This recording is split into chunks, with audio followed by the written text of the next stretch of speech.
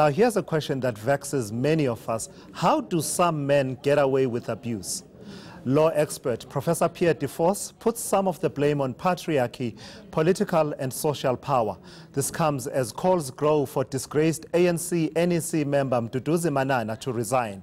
Explosive audio has now emerged, allegedly recording Manana offering harsh money to an employee after assaulting her.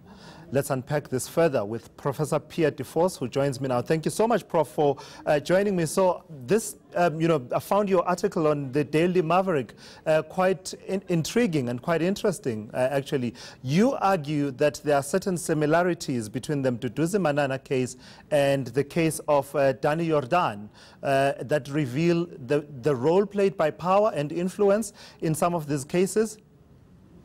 Yes, what often happens, there's always a script for these kind of things, is that there's a man is accused of something, sexual assault, other assault, and then what happens is people are not sure who they should believe, and then the man comes and he uses his power. Usually it's a man of influence, in this case Danny Jordan and the former deputy minister, both are people who have influential positions, and they then start attacking the person who has accused them of wrongdoing. And they say, well, the real culprit here is that person. That person is wrong, and they are extorting me.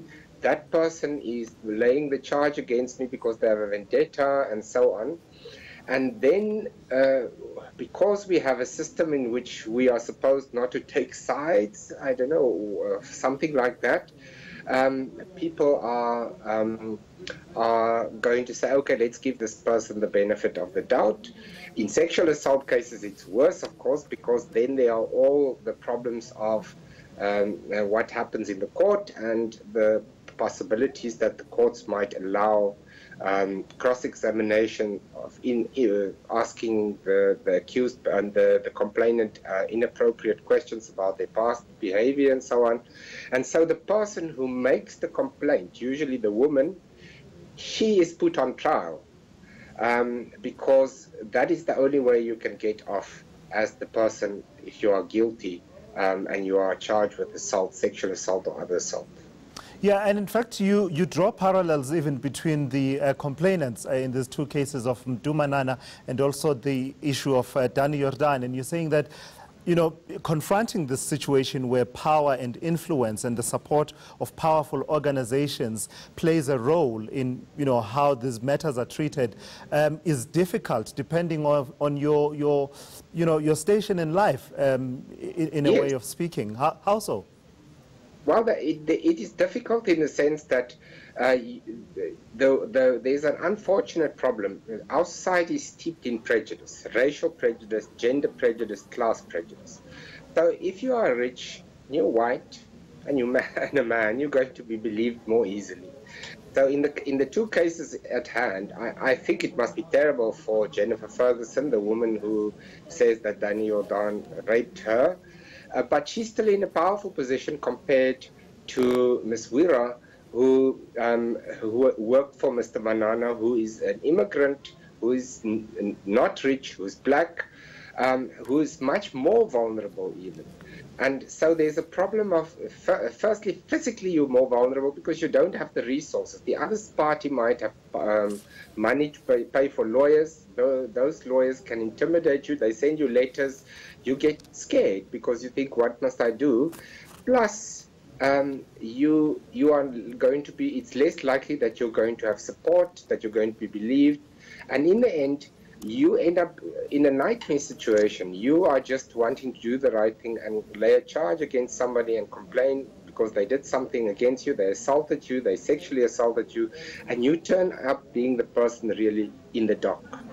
Tease out one final issue for me that I found quite interesting in your article. You talk about this cautionary rule that was an obligation in terms of how these matters, for instance, matters of sexual assault and rape were treated until about 1998, where it was almost expected that there should be caution in how the version of the complainant is treated. You're saying that was abolished in 1998, but unofficially it may still be in existence.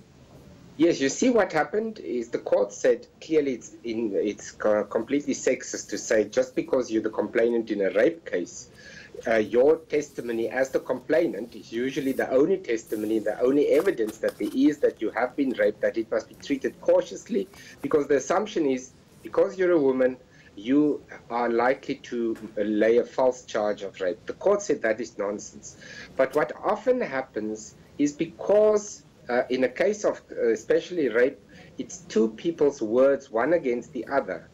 The court often, if the presiding officer is not somebody who is aware of the gender dynamics, who's aware of the gender power and patriarchy, might, without even knowing it, treat the testimony of the person who says that she is raped more cautiously. This is not a rule generally that is written in the law, but if you read the law reports, there are many cases where you read it and you say, the presiding officer here is not giving the benefit of the doubt to the complainant, and one wonders why. Is this because of patriarchy? Because you just cannot imagine putting yourself in the shoes of that complainant.